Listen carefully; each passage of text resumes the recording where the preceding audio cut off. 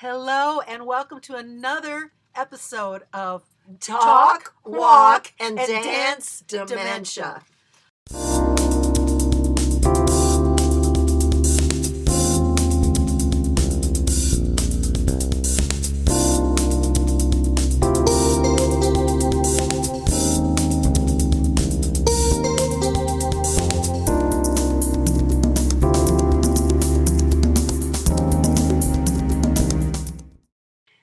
Hello, and welcome to another episode of Talk, Walk, and Dance Dementia.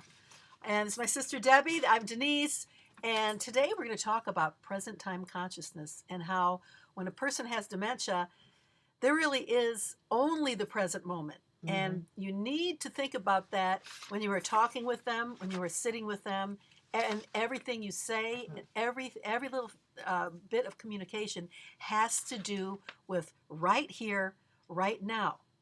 It's not about what you have 3 hours ago for breakfast. Hey, did you see what happened on the news last night? What's your favorite TV show last night? Nothing should do with that. Right. Mom, remember when you did blah, blah, blah? No. And Denise, there's some wonderful quotes about the now. Let me hear this is a very spiritual practice, living in the now. Because the great sages say there only is now, that time does not exist. We don't experience it that way on the earth plane. Here's Mother Teresa. I just love her.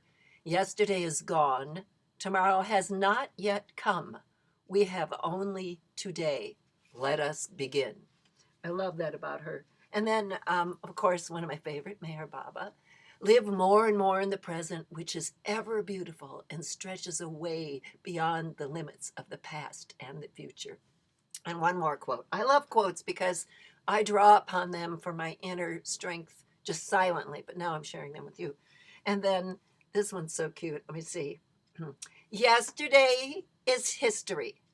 Tomorrow is a mystery. Today is a gift. That's why it's called the present. Okay, that might have been on a Hallmark card. I don't know who said that. But how true that is, that today is the gift. And that's about the quality of life with someone with dementia, is that we can create that quality of life in the moment, in the present moment, because that's what they're experiencing, the present moment. As a matter of fact, Denise said, you gave Mom that little clock quiz, sort of. Did you do that with Mom that one time? I did, but don't ever quiz them on anything. But Mom liked doing artwork, and I was just curious. I didn't let her know that it was a quiz, that we were just doing an art little project. I said, hey, why don't you draw a clock?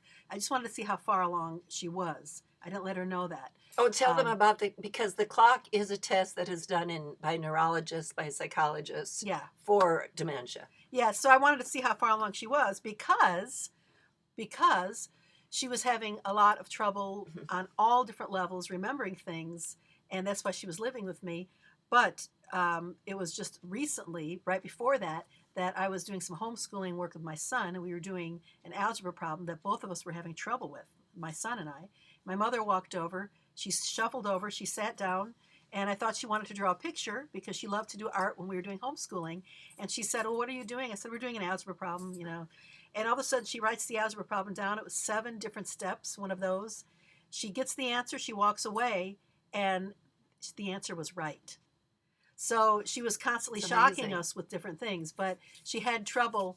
When I had her do the project with the clock, she really couldn't draw it at all. So Mom could answer a complex algebra problem, but she couldn't draw a clock. And I have always found that even that test, I don't know who discovered it, but that would be, it's so symbolic because time stops existing except for the present moment for those folks. Or time and space are different.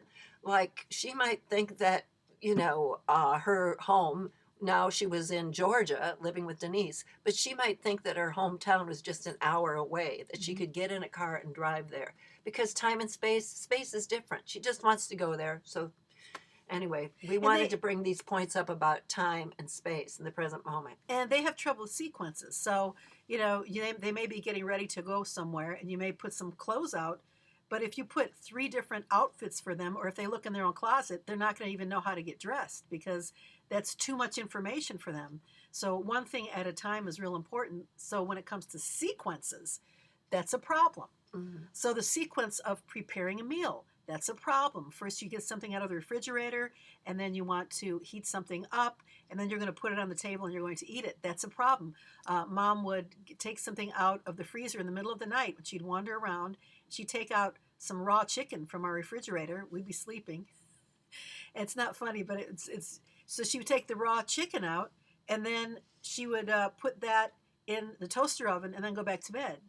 And so her sequence was a little off in knowing what to make when and how to do things. So all of that is related to starting a conversation, being able to retrieve old information in your mind. So if you stay in present time with them and you're having a conversation, say, oh, what a beautiful, beautiful sunrise we're having if you're looking at a sunrise with them. Right that minute. Right that moment. What we're experiencing that moment. That look at the bouquet of flowers on the table right now. Look at that bouquet. Right. Yeah. What's your favorite color? You could do who, what, when, where, just not why questions, according to Naomi File. So, you could make conversations about what is right physically in the room. Just don't talk about what happened 2 hours ago. Because that's a sequence of events they cannot remember. So, yeah. I don't know if that's making sense. I think that's good. I think this is something to chew on for right now, about present moment consciousness, just here, just now. And then what does that mean? That means that we can create some very beautiful moments in the now. We can, like with our mom, we would play music games. Even up until right before she passed away, she was able to play catch with a pair of socks, for example. Yes. Because you have your muscle memories, and in the now, she could see that sock flying at her, and she could react and catch it, and a big smile would go on her face. Yeah. So I think it's really important to shift our consciousness. We can't expect them to, they can't. And this is what we see time and time again, is that the caregivers that don't have this awareness keep poking at the wrong door. That door is not going to open anymore. That door is not going to open. We have to learn how to navigate, to dance with the cues that our loved one gives us. But living in the present moment is just, wow. If you can learn that as really one of the number one guidelines, living in the present moment, in the now with them, then you can create wonderful present moments. And then also, guess what?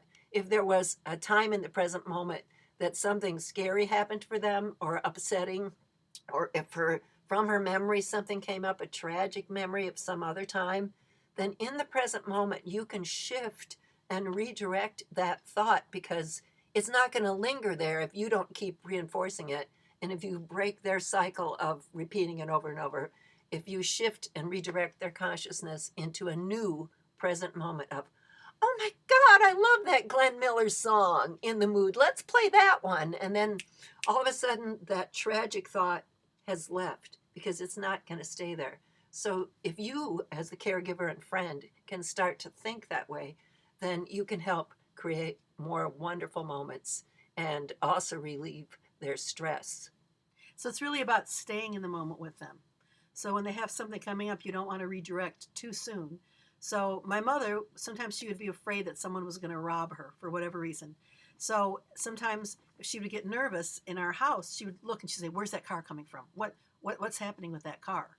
And, we would know that we lived in a cul-de-sac and it was just a car driving through. So rather than saying, well, that's just a car driving through, and having her come into my reality, I would go into her reality. Yeah. And I would say, Mom, you seem nervous about that car coming through. She said, I am. I said, let's go see what's happening with that car. And then I would go to the window with her and I'd look out and I said, whose car do you think it is? She said, well, I don't know. And I said, what do you think that person's doing here? She'd say, well, she goes, I think they're just driving through.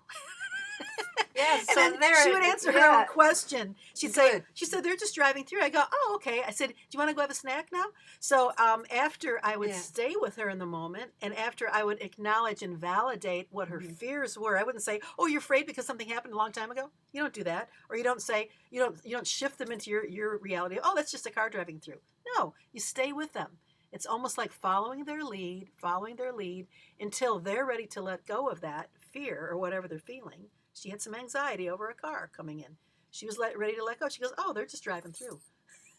And then I was ready to say, let's have a snack. And then it was gone. And it never came up again. See, that's beautiful. And Denise, wasn't it Naomi that isn't that called validation? It's called validation therapy. Therapy and communications, so that you actually do then acknowledge what they're saying, and then there's the time for redirecting, or like we like to say, because that's why we use the word dance in our title, is that you take your cues, and they might be leading the dance right then, but then you can also pick up the dance and kind of lead it over here.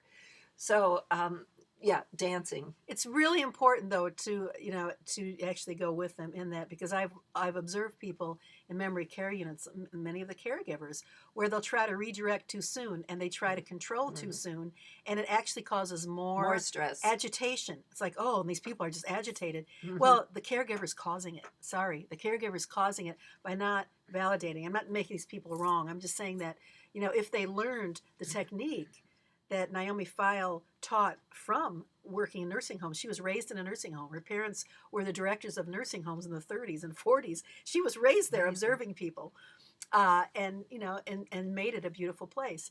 But if you can validate them, then you're gonna, their life is gonna be so content, and it's gonna be happy. And you can make a situation such as dementia, which is not the best diagnosis for anyone to get or any family to have to work with. You can actually make it be and enjoyable as much as you can, and enjoyable, like making lemon instead of lemonade. Yeah. What's the lemon thing? When you're given lemons, you make Lemonade instead of being a sourpuss. So we're going to move on to another thing, but I hope that's helpful. Anything else you want to say? I think that's so helpful. It's living in the now.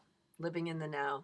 So live in the Thank now, you. and thank you so much for listening to us. Yes. We appreciate you so much.